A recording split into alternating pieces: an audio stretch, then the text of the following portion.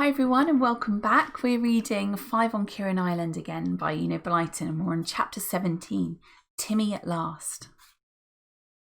No, George, called her father sharply. Come back. There is something very important I want to say. Come here. George went over to him, filled with impatience to get to Timmy wherever he was. She must find him.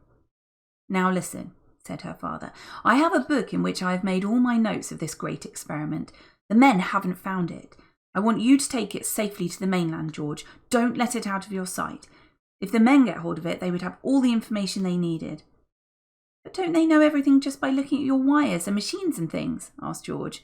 They know a very great deal, said her father, and they've found out a lot more since they've been here, but not quite enough.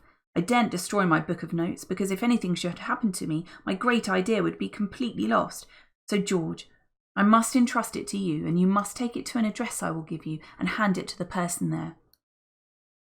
It's an awful responsibility, said George, a little scared of handling a book which meant so much, not only to her father, but possibly to the whole of the world. But I'll do my best, father. I'll hide it in one of the caves till the men come back, and then I'll slip back up the passage to the hidden entrance, get out, go to my boat, and row back to the mainland. Then I'll deliver your book of notes without fail and get help sent over here to you. Good girl, said her father, and gave her a hug. Honestly, George, you do behave as bravely as any boy. I'm proud of you. George thought that was the nicest thing her father had ever said to her. She smiled at him. Well, father, I'll go and see if I can find Timmy now. I simply must see that he's all right before I go to hide in one of the other caves. Very well, said her father. The man who took the biscuits went in that direction, still further under the sea, George. Oh, by the way, how is it you're here in the middle of the night? It seemed to strike her father for the first time that George also might have a story to tell. But George felt that she really couldn't waste any more time. She must find Timmy. I'll tell you later, father, she said. Oh, where's that book of notes? Her father rose and went to the back of the cave. He took a box and stood on it. He ran his hand along a dark ridge of rock and felt about until he had found what he wanted. He brought down a slim book whose pages were of very thin paper. He opened the book and George saw many beautifully drawn diagrams and pages of notes in her father's small, neat handwriting. Here you are, said her father, handing her the book. Do the best you can. If anything happens to me, this book will still enable my fellow workers to give my idea to the world.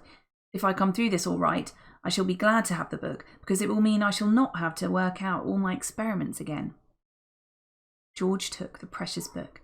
She stuffed it into her mackintosh pocket, which was a big one. I'll keep it safe, father. Now, I must go and find Timmy, or those two men will be back before I can hide in one of the other caves. She left her father's cave and went into the next one. There was nothing there at all. Then on she went down a passage that twisted and turned in the rock.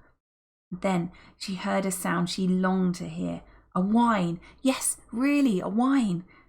Timmy! Shouted George eagerly. Oh, Timmy, I'm coming! Timmy's whine stopped suddenly. Then he barked joyously. Woof, woof, woof, woof. George almost fell as she tried to run down the narrow tunnel. Her torch showed her a big boulder that seemed to be blocking up a small cave in the side of the tunnel. Behind the boulder, Timmy barked and scraped frantically. George tugged at the stone with all her strength. Timmy, she panted. Timmy, I'll get you out. I'm coming. Oh, Timmy. The stone moved a little. George tugged again. It was almost too heavy for her to move at all, but despair made her stronger than she had ever been in her life. The stone quite suddenly swung to one side. George just got one of her feet out of its way in time, or it would have been crushed. Timmy squeezed out of the space left. He flung himself on George, who fell on the ground with her arms tight round him. He licked her face and whined, and she buried her nose in the thick fur in joy. Timmy, what have they done to you? Timmy, I came as soon as I could. Timmy whined again and again in joy and tried to paw and lick George as if he couldn't have enough of her. It would have been difficult to say which of the two was happier. At last, George pushed Timmy away firmly. Timmy, we've got work to do. We've got to escape from here and get across to the mainland and bring help. Woof, said Timmy. George stood up and flashed her torch into the tiny cave where Timmy had been. She saw that there was a bowl of water there and some biscuits. The men had not ill-treated him then, except to lasso him and half choke him when they caught him. She felt round his neck tenderly, but except for a swollen ridge there, he seemed none the worse. Now, hurry up. We'll go back to Father's cave and then find another cave beyond his to hide in till the two men come back from the tower. Then we'll creep out into the little stone room and row back to the mainland, said George. I've got a very, very important book here in my pocket, Timmy. Timmy growled suddenly, and the hairs on the back of his neck rose up. George stiffened and stood, listening. A stern voice came down the passage.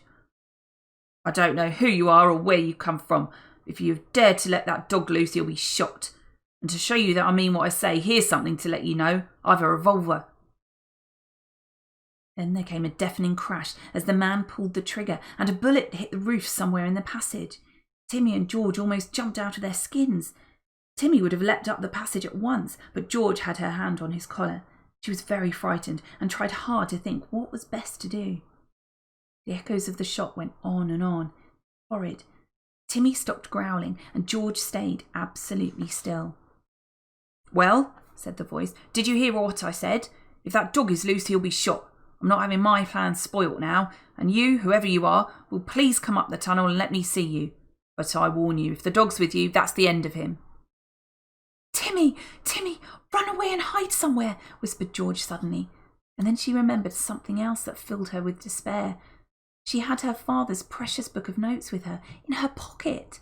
Suppose the man found it on her. It would break her father's heart to know that his wonderful secret had been stolen from him after all. George hurriedly took the thin, flat little book from her pocket. She pushed it at Timmy. Put it in your mouth. Take it with you, Tim, and go and hide till it's safe to come. Quick, go, Timmy, go. I'll be all right.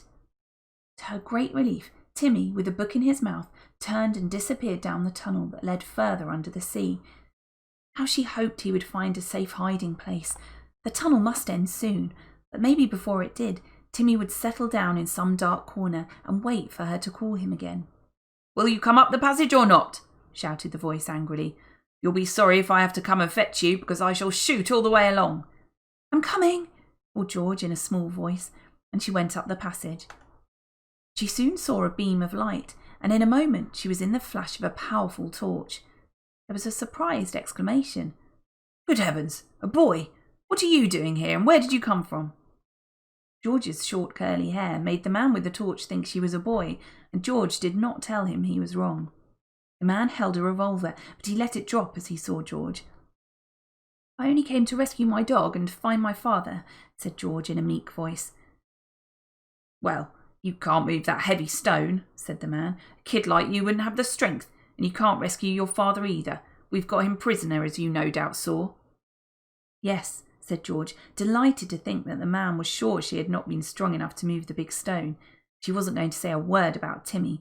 If the man thought he was still shut up in that tiny cave, well and good. Then she heard her father's voice, anxiously calling from somewhere beyond the man. George, is that you? Are you all right? Yes, father, shouted back George, hoping that he would not ask anything about Timmy. The man beckoned her to come to him. Then he pushed her in front of him, and they walked to her father's cave. I've brought your boy back, said the man. Silly little idiot, thinking he could set that savage dog free. We've got him penned up in a cave with a big boulder in front. Another man came in from the opposite end of the cave. He was amazed to see George. The other man explained. When I got down here, I heard a noise out beyond this cave, the dog barking and someone talking to him. And I found this kid there trying to set the dog free. I'd have shot the dog, of course, if it had been freed. But how did this boy get here? Asked the other man, still amazed. Maybe he can tell us that, said the other. And then, for the first time, George's father heard how George had got there and why. She told them how she had watched for Timmy in the glass room of the tower and hadn't seen him, and that had worried her and made her suspicious. So she had come across to the island in her boat at night and had seen where the men came from. She had gone down the tunnel and kept on till she came to the cave where she had found her father. The three men listened in silence. Well, you're a tiresome nuisance, one of the men said to George, but my word, you're a son to be proud of. It's not many boys would have been brave enough to run so much risk for anyone. Yes, I'm really proud of you, George, said her father. He looked at her anxiously. She knew what he was thinking. What about his precious book? Had she been sensible enough to hide it? She did not dare to let him know anything while the men were there.